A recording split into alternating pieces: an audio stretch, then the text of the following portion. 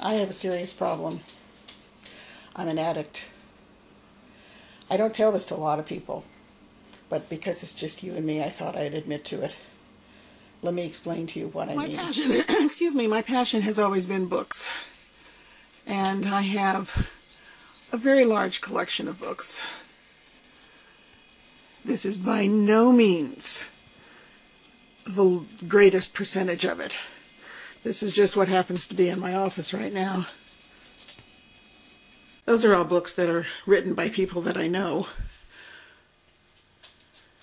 This room is called the Pepto room because of its color, and the bottom shelves here are videotapes, and the upper shelves are all mostly show business biographies. Some of them I've read, some of them I haven't. This whole section here is all Judy Garland books. This is Walt's office. As you can tell, we're both neat and tidy people. But his office is also full of books. Some of them are his, some of them are mine. We come to this room. This used to be our son's bedroom. We had 4 boys and some foreign students here. Right now it's a storage room. But it too is full of books and magazines and things of that nature. If you go over here and look at the bookcases along the wall, you see that in those bookcases they're stacked at least 2 deep. So for every 1 book you see there are actually 2 books.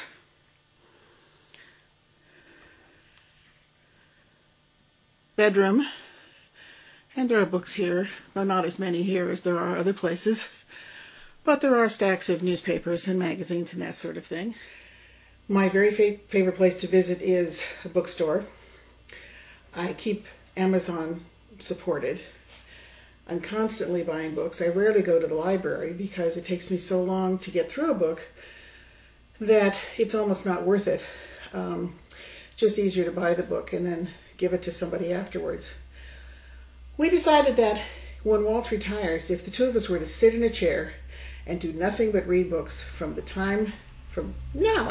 now till we die, we wouldn't be able to make a dent in these books, and yet I keep buying them. I'm not really sure why, but I just love books. These books are cookbooks. Not exactly easy reading books, and I probably actually read those books more than I read any other kind of books. These are 2 special books. I worked with a couple of people in putting together the book on the left, and I did most of the writing in the book on the right. I wrote the book on the right because I wanted to dedicate it to my best friend, Gilbert Rosek, who had died the year before, and I wanted to for this book to be something in his memory. So I put it together. It was a cathartic thing for me, and I was very happy when I finished it and was pleased that I was actually able to do it. This book is also kind of fun. I knew David originally from, I knew that he was the person who had written Star Trek's The Trouble with Tribbles. And then I happened to make his acquaintance online, and then we became good friends. So when this book came out, I was kind of surprised. Well, I actually wasn't surprised. He'd asked me about it, so I knew it was coming. But I was surprised to read page 272. Okay, let's find page 272 here. I think it's 272. Ah, yes. The woman next to Mom stood up. Your Honor, may I speak? Why not? Judge Griffith sighed. Everyone else is going to insist on having their say tonight. Your name is? Bev Sykes, Your Honor. I think you can understand my partner Maggie is justifiably upset about this situation. She came to San Francisco for a much-needed vacation. The next thing, she's in the biggest crisis of her life. It's a crisis which she helped create, Ms. Sykes. No one is innocent here, least of all you, if I read this history right.